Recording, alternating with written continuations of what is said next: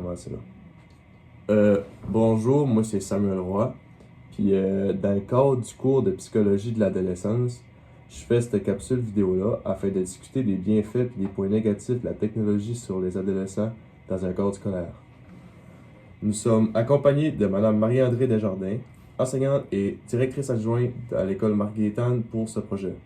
Un gros merci, Madame, pour votre participation. Ça fait plaisir. Pour débuter les questions. Premièrement, est-ce que la technologie, d'après vous, rend le temps d'attention des élèves plus court? Oui, je t'explique pourquoi. Ok. J'ai l'impression, en tout cas, depuis que surtout les téléphones sont rentrés en ligne de compte, les recherches aussi, j'ai l'impression que l'accès à l'information est tellement rapide que quand ils sont en salle de classe, ils ont besoin de cette même rapidité-là. Ce qui veut dire que des fois, d'avoir une conversation pour arriver à un certain point, ça peut être difficile. Je comprends. Je m'aperçois cette année surtout, dans mon cours de MOI, mettons que je vais poser une question à un élève qui ont des recherches à faire, ils vont aller sur Google, ils prennent même pas la peine de l'écrire. Ils vont le dire, puis là, ils attendent la réponse. Je suis comme, non, mais le site web, il est là, il faut aller lire sur le site web pour trouver les informations. Non. Ils vont le dire, puis ils attendent.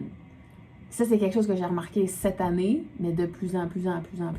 Fait au niveau des recherches, mais dans le temps d'attention aussi, pour capter l'attention, là, Faut que ça soit plus rapide. il faut que ça soit plus rapide. Okay. Si on peut plus, un cours magistral, de parler 1 heure de temps, là, oublie ça. Non, ça marche plus. Ils vont te regarder, mais pour te dire qu'ils ont retenu l'information, je le crois pas, non. Je suis certain que ça s'applique aussi à l'université. Là. Dans ma classe, là, après une couple d'heures, tu vois que les élèves viennent, qu'ils sont tannés. Ils ont des choses à faire. Là, puis... C'est ça. C'est plus de développer des stratégies. On enseigne un peu, les élèves travaillent. On enseigne, les élèves travaillent. OK.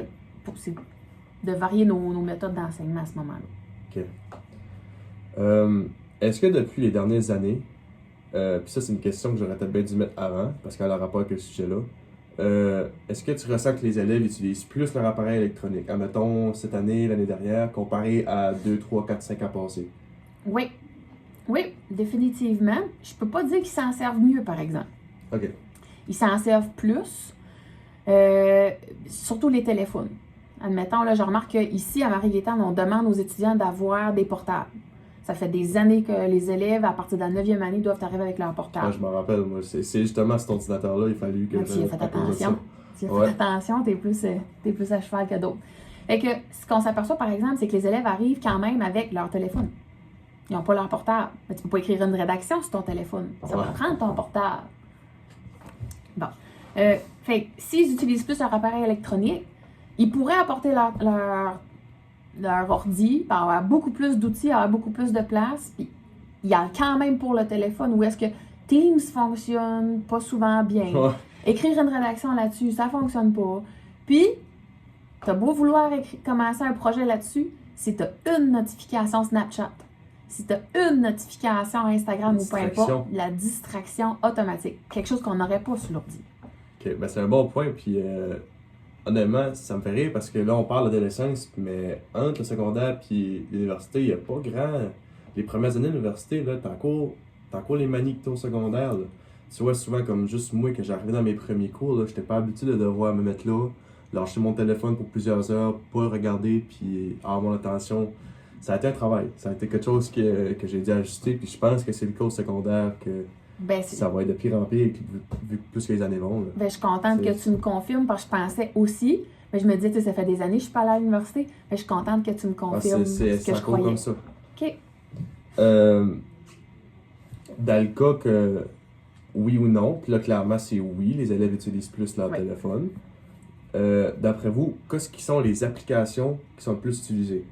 Tu parles-tu comme à des fins scolaires ou en général? En général. C'est Snapchat. Snapchat? C'est notre bête noire. Okay. C'est Snapchat. Les conversations, autant pour les conversations privées, que là, il faut absolument que je prenne une photo, parce que dans mon streak, il faut que j'aie tant de photos de prix. Bon, ça, c'est ce qu'on remarque le plus, tout âge confondu. Ah, c'est intéressant. J'ai vu dans les cours de psychologie, on fait des recherches, puis dans les... Snapchat est dans le top. Dans le top 4, il y avait Facebook, il y avait YouTube aussi. Mais Snapchat est dans le top 4. Au moins le top 2, top 3. Ah oui, il a devancé TikTok. Au début, on trouvait que les élèves étaient beaucoup sur TikTok. plus pendant la récréation, mais la première application, c'est Snapchat automatiquement, probablement pour le nombre de notifications Ouais, aussi. puis là. même moi, quand j'étais à l'école, avant TikTok, c'était Snapchat. C'était Je Snap, m'en hein, rappelle, ouais. Parmi les garçons, les filles puis autres genres, qui ont le plus tendance à utiliser leurs appareils? Je remarque, c'est égal, on dirait, j'aurais envie de te dire. C'est égal. Peut-être pas pour les mêmes raisons. Ben, Snap, c'est vraiment tout le monde, vraiment. Oui. Mais le nombre d'avertissements que je peux donner ou la vitesse à laquelle un élève va ramasser son téléphone, je peux pas faire de distinction entre les genres. Vraiment pas. OK. Est-ce que les applications qui sont utilisées sont plus pédagogiques ou moins pédagogiques? Comme, admettons, on a parlé de Snapchat. Est-ce qu'il y a des élèves que tu as remarqué qui utilisent le téléphone à des fins pédagogiques? Oui, quand même. Tu sais, je veux dire, dans mon cours de MOI, je vais demander à les élèves d'aller remplir des questions sur Teams. Dans leur Teams, ils ont des réflexions à faire. Beaucoup vont prendre leur téléphone pour le faire. À ce moment-là, ça ne me dérange pas du tout. Mettons, t'as oublié de me rendre tel travail. Ils vont aller avec leur téléphone, c'est pas un problème. Mais la plupart des applications, quand ils l'utilisent, c'est à des fins non pédagogiques. C'est vraiment du pur divertissement. OK. Ce que on remarque le plus. Quoique ça peut être un outil. Je pensais, par exemple, plus remarquer l'utilisation d'intelligence artificielle. Je pensais que ça allait être pire. Ben, Plus qu'on avance dans les âges, pire que c'est. Quand on approche de 11, 12e année, ouais. Oui, parce que j'ai remarqué ça moi aussi. Quand ChatGPT veut pas, ça fait. Je prends ChatGPT parce que c'est la plus populaire. Ouais. Dans mon temps, à l'école, dans mes années, ça commençait à être utilisé. Mhm. Mais je sens que les travaux étaient pas autant demandants que, par exemple, à l'université. Il n'y avait pas autant de pression. Fait que tu n'avais pas besoin d'aller puis prendre ChatGPT autant. Si tu te mettais là, tu fais ton travail, tu n'avais pas de stress. Ouais. À l'université, c'est facile d'être, qu'est-ce qu'ils disent en anglais, overwhelmed, que tu as trop sur tes épaules. Puis ChatGPT, admettons des devoirs ou quelque chose, je connais beaucoup de monde qui vont aller puis ils vont juste prendre ChatGPT puis ils vont aller clutcher le devoir. Ouais. Puis pour rendre la tâche plus facile. Ouais. Je file que plus que tes années avancent, plus que tu as de travaux, plus que ça devient difficile, puis plus que le monde va avoir tendance à utiliser des intelligences artificielles. Ouais. Probablement. Ce qui nous sauve ici aussi à Kedgewick, là, tu le sais, c'est que on connaît nos étudiants par cœur. Oui, c'est une petite école. Fait. C'est une petite école, on vous connaît tous par cœur. Ce qui veut dire que quand tu me remets un travail, je suis capable de dire, juste en le regardant, c'est-tu mon élève qui l'a écrit ou c'est l'intelligence artificielle? Puis vraiment, plus qu'on monte d'un grade, plus que l'utilisation est facile, probablement, comme tu dis, à cause de la lourdeur des travaux, on en exige plus que vous montez parce qu'on veut vous préparer au post-secondaire. Fait que c'est peut-être à ce moment-là que c'est plus facile pour un étudiant, plus tentant pour un étudiant d'utiliser l'intelligence artificielle. Puis il faut dire qu'on l'utilise nous autres aussi, là, les profs. Là.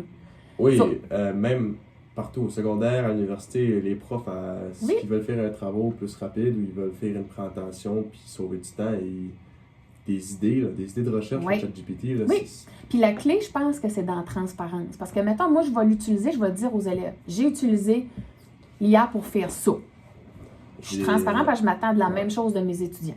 J'ai un cours, moi, un cours d'éducation, le professeur, j'ai discuté avec, puis il a dit, tu sais, c'est sûr, pour faire un projet ou de quoi, vends-moi pas de prendre ChatGPT, mais il dit, admettons que tu manques d'idées, là, viens me voir, demande-moi, je peux-tu prendre ChatGPT? C'est ça. Je vais te dire, oui, tu me demandé pour avoir des idées. Après ça, tu me montes une preuve. Tu me mets une bibliographie, tu marques ChatGPT dans la bibliographie, tu me dis la recherche que tu as faite. Puis je vais faire la même, puis si les idées marchent, ça veut dire que c'est bon. Là. C'est comme n'importe quoi. Là. Oui, c'est ça. Oui. Ça dépend de comment c'est utilisé. Exactement. Oui. Pas à des fins de plagiat. C'est ça. Oui. Est-ce que l'usage intensif des applications affecte le comportement des adolescents? Oui. Je vais prendre un exemple dans le milieu de la classe. Le milieu de la classe. Oui, parce que les discussions entre eux sont reliées à ce qui s'est partagé sur Snapchat, ce qui s'est dit pendant la récré, telle vidéo qu'ils ont vue. Ça, c'est là-dessus. Je peux te faire un parallèle direct. Dernièrement, on a une page qui s'est ouverte sur Instagram qui s'appelle Almost Friday. Ouais, c'est populaire des pages de même. Exactement. Sauf qu'on ne l'avait pas eu encore. Quand on a commencé à faire nos recherches, on s'est aperçu, telle école long, telle école long, telle école long. Exactement. Fait que c'est vraiment. Dans mon université. C'est ça. Oui, on l'a vu. C'est ça. Il y a une trend. Donc, nous, ici, à plus petite échelle, on a cette page-là. OK. Bien, pendant la semaine que ça a ouvert, tu penses que ça a été quoi les sujets de conversation? strictement relié à cette application-là, ce qui allait être publié, quand est-ce que ça allait être publié, qu'est-ce qui avait été publié. Fait que ça a été le sujet de conversation. Puis on peut dire usage intensif parce que les élèves attendaient avec impatience puis ils allaient voir aux 5 minutes quand est-ce que ça allait être publié, tu sais. Fait que ça a affecté le comportement parce que ça a affecté les conversations. Puis ça amène des questionnements, ça amène des inquiétudes. Ouais, ben, j'allais entrer de ce sujet-là. Y a-tu eu des problèmes avec ça dans les dernières semaines? Y a-tu des discussions qui ont dû être faites avec des élèves ou y a-tu. Non, parce que le compte se trouve à être privé. Ben, pas privé, on a accès, mais on ne sait pas qui publie les photos. Okay. À ce moment-là, on a regardé, on s'est posé des questions, on a posé des questions au niveau du district. C'est pas des photos qui ont été publiées à partir de l'école. C'est pas des publications qui ont rapport dans l'école. Fait que c'est difficile pour nous, comme direction ou comme prof, d'en revenir là-dessus. Puis, on n'a pas eu de retour des parents. On n'a pas eu de questions des parents ou quoi que ce soit. Donc, on est sur le stand-by. Il n'est pas arrivé quelque chose. Ça va-tu arriver? Probablement. Puis à ce moment-là, on sera capable de répondre parce qu'on a posé des questions et on est capable de... Mais pour qu'est-ce qui est de l'usage intensif, les conversations qui se transforment en salle de classe, c'est par rapport à ce qu'ils ont vu, ce qu'ils ont entendu, ce qui s'est partagé. Fait que oui, ça a un essence direct. Puis c'est la motivation aussi. Tu sais, tantôt, tu me posais une question. Est-ce que l'attention des élèves, ça change? Bien, s'ils n'ont pas beaucoup d'attention, quand ils perdent leur attention, quand ils sont plus concentrés, ça se transforme en comportement. Ouais. Jase à un, jase avec l'autre. C'est relié, là. Exactement. Fait que ça a un rapport direct avec les comportements qu'on voit dans nos salles de classe. OK. S'il y a des règles qui ont été établies, puis je suppose qu'il y en a, parce que dans mon temps à l'école, les règles commençaient à apparaître. Quelles sont les règles selon l'utilisation du téléphone dans la salle de classe à l'école? Bon. Nous, à l'école, il faut que tu saches que, probablement que tu le sais déjà, qu'en septembre, il y a une politique éducationnelle qui est apparue. Ouais. Elle est rentrée en vigueur le 4 de septembre. Comme quoi, les étudiants n'ont pas le droit d'avoir leur téléphone avec eux, sauf si c'est utilisé à des fins pédagogiques. Okay. Maintenant, ça laissait libre cours à l'école de comment nous, on allait l'interpréter. Il y a des écoles qui, eux, prennent le téléphone, il est confisqué, il est dans un casier à part. Ce qui veut dire que les élèves, à ce moment-là, dans la salle de classe, n'ont pas accès à leur portable. OK. Il y a des écoles qui, pour eux, mettons, c'était pas bien utilisé, confisquaient, le parent venait le chercher tout de suite. OK. Nous, à Marie-Gaétane, de la façon qu'on a décidé de fonctionner, on s'est dit, sais-tu quoi? On va adapter la politique. On adopte la politique parce que c'est une politique. On n'a pas le choix, c'est une loi. Ah oui. On suit la loi. Puis on a dit, on va laisser l'étudiant voir comment il fonctionne, puis on ajustera aux besoins. Puis sais-tu quoi? On n'a pas eu besoin de faire aucun ajustement. Parce qu'on a présenté la politique, elle est là. Voici. Tu entres dans la classe, tu mets ton téléphone dans la pochette, puis si je peux te permettre de l'utiliser, ça va me faire plaisir de te laisser l'utiliser. Okay. Donc, à ce moment-là, on n'a pas eu de problème. Tu sais qu'à notre école aussi, on a encore les périodes d'autonomie. Ça, pour expliquer à tes collègues, c'est quoi la période d'autonomie? C'est qu'à tous les jours, on a un 45 minutes qu'on donne aux élèves où est-ce que les enseignants ont place des travaux qu'ils n'ont pas terminés ou des évaluations qui s'en viennent. Les élèves vont dans la classe qu'ils désirent, poser des questions aux enseignants qui ont besoin. C'est pour permettre aux étudiants de développer leur autonomie. À cette heure, si l'étudiant décide à ce moment-là d'utiliser son téléphone pour perdre son temps, pour être sur des applications qui n'ont pas vraiment rapport, c'est un reflet de ce qu'il va avoir à vivre au postsecondaire ou au travail. Il faut que tu saches gérer ton propre temps. Puis pour ça, il faut leur donner des occasions de le faire. Fait que oui, pendant la période d'autonomie, il y a peut-être plus d'étudiants qui vont utiliser leur téléphone. C'est leur propre gré, c'est leur propre... Exactement. C'est leur autonomie. C'est ça. Si nous, on prend la décision de l'enlever pour tout le monde, on ne donne pas l'occasion à l'étudiant de développer son autonomie. C'est ça, parce que Mikari, dans leur dorms, dans leur, mettons, leur loyer, là, il n'y a pas personne qui va enlever le téléphone. Exactement. Il y a un devoir à faire, il va falloir qu'ils le mettent au côté. C'est ça. Fait que il n'y a pas eu tant de changements à ce niveau-là, politique ou pas, sauf que à l'entrée de la salle de classe et dans la pochette, la première semaine, on a eu des questions, mais autre que ça, c'est juste quelque chose qui fait du sens. Okay. C'est de faire du sens avec les étudiants. Lorsque l'élève n'écoute pas les consignes par rapport à l'usage du téléphone, puis là, je pose la question, mais je vais la changer parce que tu as dit que vous n'aviez pas vraiment eu de problème avec les élèves à propos de ça. Ben, pas en général. En général, OK. Y a-tu des conséquences qui ont été faites au cours de l'année? Je te dirais qu'au début de l'année, ça a été plus difficile pour certains élèves de se départir de leur téléphone. Mais ici, à Marie-Gaétane, je touche du bois, on n'a pas eu de « non, je ne mets pas mon téléphone dans la pochette ». Puis si ça avait été le cas, « non, je ne le mets pas », parfait. On va avoir une discussion à l'extérieur de la salle de classe pour dire « est-ce que c'est une dépendance que tu as? Est-ce que tu as besoin d'aide pour te départir de ton téléphone? » Ton téléphone, il est dans la pochette. Il n'y a pas personne qui a accès. Il n'y a pas personne qui y touche. Il n'y a pas personne... Puis c'est juste en attendant que j'ai donné mes explications. Si après, tu peux l'utiliser pour faire ton travail, ben let's go. C'est un outil de travail. C'est pour apporter cette dimension-là aussi. Puis après ça, ben si ça devient un divertissement, l'élève n'est pas capable de l'utiliser parce qu'il se divertit, ben prends puis va le mettre dans la pochette. Je vais te donner d'autres outils. Tu prendras ton portable. Tu prendras d'autres outils pour faire ton travail parce que tu n'es pas capable de gérer ton téléphone. OK. Quelle est l'opinion des parents sur l'utilisation du téléphone par leur enfant à l'école? Est-ce qu'ils sont d'accord? Est-ce qu'ils sont pas d'accord? As-tu entendu des choses? J'ai pas rien entendu. Nous, ici à Marie-Gaétane, de maternelle à 6e année inclusivement, les élèves n'ont pas le droit d'avoir de téléphone avec eux. Okay. 7 et 8, c'est à l'extérieur de la salle de classe. Puis comme je te disais, 9 à 12, là, les téléphones sont dans la pochette avec eux. J'ai pas eu d'appel de parents. J'ai pas eu. Au début, ils se questionnaient, c'est quoi la politique? Puis, mais je pense que les parents, en règle générale, sont vraiment d'accord à ce qu'on fasse un temps d'arrêt, de dire ton téléphone il est à part, je donne l'occasion à l'élève de se gérer par lui-même, mais pendant les cours, il est à part le téléphone. Ça fait que je pense que les parents sont d'accord avec ça. Il y a juste dans mon cours de préparation aux études postsecondaires que tu as suivi avec moi l'année passée, où est-ce que je dis rien par rapport au téléphone. Parce que je veux que l'étudiant, comme toi, tu as eu à faire en début d'année, je veux que l'étudiant apprenne à se gérer. C'est ça. Fait que moi, dans ce cours-là, strictement, je laisse l'étudiant avec son téléphone, puis c'est à lui à le mettre de côté. Puis... OK, parfait. Ouais. Est-ce que les médias influencent comment les ados perçoivent le monde? Puis je suppose déjà que c'est un oui, mais as-tu des idées de comment les ados, ça change leur vision?